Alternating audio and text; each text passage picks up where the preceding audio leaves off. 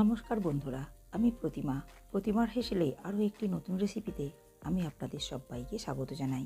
আজ আমি আপনাদেরকে তৈরি করে দেখাবো একদম রেস্টুরেন্টের মতো আলু কুলচার রেসিপি। নামমাত্র তেল ও সামান্য কিছু উপকরণ দিয়ে আপনিও খুব সহজেই বাড়িতে বানিয়ে নিতে পারবেন এই রেসিপিটি।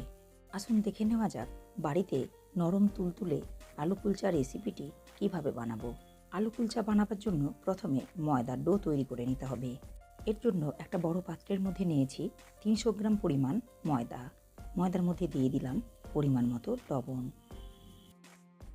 দিয়ে দিলাম 1 চা চামচ গুঁড়ো চিনি, 1 চা চামচ বেকিং পাউডার, দিয়ে দিলাম 1/2 চা চামচ বেকিং সোডা। এখন সমস্ত শুকনো উপকরণগুলো একটা চামচের সাহায্যে খুব ভালো করে মিশিয়ে নিতে হবে।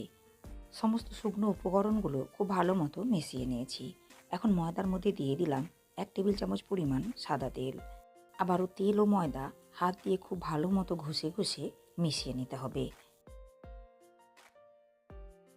আর দেখুন, এখানে 1/2 কাপ টক দই খুব ভালো মতো ফেটিয়ে নিয়েছি। এখন এই ফেটানো টক দই ময়দার মধ্যে দিয়ে ময়দা খুব ভালো করে মেখে নিতে হবে।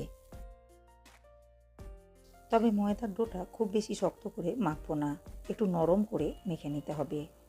দেখুন, শুধুমাত্র টক দই দিয়ে ময়দা মেখে নেওয়া যাচ্ছে না।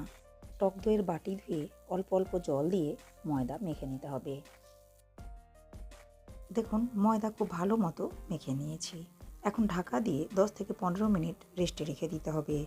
আলুর কুলচা বানাবার জন্য 3টে আলু সিদ্ধ করে খোসা ছাড়িয়ে নিয়েছি। এখন আলুগুলো গ্রেট করে নিতে হবে। এর জন্য একটা ছোট ছিদ্রযুক্ত গ্রেটার নিয়েছি। আপনারা আলু খুব ভালো মতো ম্যাশ করেও নিতে পারেন। সেক্ষেত্রে লক্ষ্য রাখতে হবে আলুর মধ্যে বড় টুকরো অংশ যেন রয়ে না যায়। দেখুন, সব আলুগুলো খুব ভালো মতো গ্রেট করে নিয়েছি। এখন এই গ্রেট করে নেওয়া আলুর মধ্যে দিয়ে দিলাম একটা মিডিয়াম সাইজের পেঁয়াজ কুচি, দিয়ে দিলাম একটা কাঁচা লঙ্কা কুচি, 1/2 ইঞ্চ পরিমাণ গ্রেট করে নেওয়া আদা, দিয়ে দিলাম 1 মুঠো পরিমাণ ধনেপাতা কুচি, 1/2 চা চামচ বিট লবণ, পরিমাণ মতো লবণ, 1 চা চামচ পরিমাণ চাট মশলা, 1 চা চামচ ভাজা জিরের গুঁড়ো, 1 চা চামচ কাশ্মীরি লাল লঙ্কার গুঁড়ো। এখন সমস্ত উপকরণগুলো হাত দিয়ে খুব ভালো করে মিশিয়ে মেখে নিতে হবে। দেখুন, আলু খুব ভালো মতো মেখে নিয়েছি। 15 মিনিট পর ময়দার ডোয়ের উপর থেকে ঢাকনা উঠিয়ে নিয়ে ময়দার ডো আরও একবার খুব ভালো করে মেখে নিতে হবে। কুলচা বানাবার জন্য ময়দার ডো থেকে লেচি কেটে নিতে হবে। লেচিগুলো একটু বড় সাইজের কেটে নিতে হবে। দেখুন, সব লেচিগুলো কেটে নিয়েছি। এখন বেলে নেওয়ার সুবিধার জন্য লেচিগুলো হাতের সাহায্যে এভাবে গোল করে নিতে হবে। দেখুন, সব লেচিগুলো গোল করে নিয়েছি। এখন এখান থেকে একটা লেচি নিয়ে 2 হাতের সাহায্যে একটু চ্যাপ্টা করে বাটির মতো তৈরি করে নিতে হবে। দেখুন, লেচিটা একটু চ্যাপ্টা করে তৈরি করে নিয়েছি। এখন এর মধ্যে দিয়ে দিতে হবে আগে থেকে তৈরি করে নেওয়া আলুর পুর।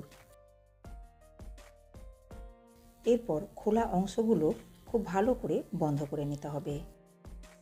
লেচির সাইডগুলো হাত দিয়ে এভাবে একটু টেনে বাড়িয়ে নিচ্ছি, যাতে করে বন্ধ করে নিতে সুবিধা হয়। দেখুন, একটা আলুর কুলচার মধ্যে খুব ভালো মতো পুর ভরে নিয়েছি। আর এই খোলা অংশটা খুব ভালো মতো বন্ধ করে নিতে হবে, যাতে করে বেলে নেওয়ার সময় ভেতরকার পুর বাইরে না বেরিয়ে আসতে পারে। এভাবে সমস্ত কুলচাগুলোই পুর দিয়ে ভরে নিতে হবে।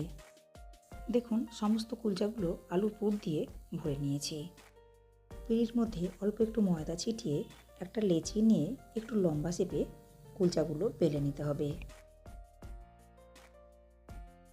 এখন এই বেলে নেওয়া কুলচার উপর ছড়িয়ে দিলাম অল্প পরিমাণ কালো তিল, দিয়ে দিলাম সামান্য পরিমাণ সাদা তিল, ওপর থেকে দিয়ে দিলাম সামান্য পরিমাণ ধনেপাতা কুচি। এরপর হালকা হাতে কুলচাটা আরও একবার বেলে নিতে হবে। দেখুন, এই রকম মোটা করে কুলচাগুলো বেলে নিতে হবে। ভেজে নেওয়ার জন্য গ্যাস ওভেনে একটা ফ্রাইং প্যান বসিয়ে প্যানের মধ্যে দিয়ে দিলাম সামান্য পরিমাণ জল। আর এই জলের মধ্যেই দিয়ে দিতে হবে আগে থেকে বেলে নেওয়া কুলচা। এরপর ঢাকা দিয়ে 2 থেকে 3 মিনিট রেখে দিতে হবে। 3 মিনিট পর ঢাকনা উঠিয়ে নিলাম। এরপর একটা ব্রাশের সাহায্যে কুলচার উপরে খুব ভালো করে তেল ব্রাশ করে নিতে হবে। আমি এখানে তেল ব্রাশ করে নিচ্ছি। আপনারা ঘি বা বাটার ব্রাশ করে নিতে পারেন। ভালো মতো তেল ব্রাশ করে নেওয়ার পর উল্টে দিতে হবে অন্য পিঠটি রান্না হওয়ার জন্য। দেখতেই পাচ্ছেন উল্টো সাইডে খুব ভালো মতো কালার এসেছে। এখন এই সাইডেও খুব ভালো করে তেল ব্রাশ করে নিতে হবে। আবারও 1 মিনিট ঢেকে রাখলাম। ঢাকনা উঠিয়ে নিয়ে কুলচাটা আরও একবার উল্টে নিতে হবে। এভাবে উল্টে পাল্টে দুই সাইড খুব ভালো মতো লাল করে ভেজে নিতে হবে। দেখতেই পাচ্ছেন কুলচাটা খুব ভালো মতো ভেজে নিয়েছি। এখন উঠিয়ে নিতে হবে একটা প্লেটের মধ্যে। এভাবে একটা করে কুলচা বেলে নিয়ে এরপর ভেজে নিতে হবে। কুলচাটা খুব ভালো মতো ফুলেছে। এভাবে দুই সাইডে খুব ভালো করে তেল ব্রাশ করে নিয়ে কুলচাগুলো লাল করে ভেজে নিতে হবে। সমস্ত কুলচাগুলো এভাবে ভেজে নিতে হবে। বাড়িতে এই আলু কুলচার রেসিপিটা একবার বানাবেন আর রেসিপিটা খেয়ে কমেন্ট করে জানাবেন রেসিপিটা আপনাদের কেমন লেগেছে। আমার আজকের এই আলু কুলচার রেসিপিটা আপনাদের ভালো লাগলে লাইক ও শেয়ার করবেন। রেসিপিটা ফেসবুক থেকে দেখলে পেজটাকে ফলো করে নেওয়ার অনুরোধ রইল।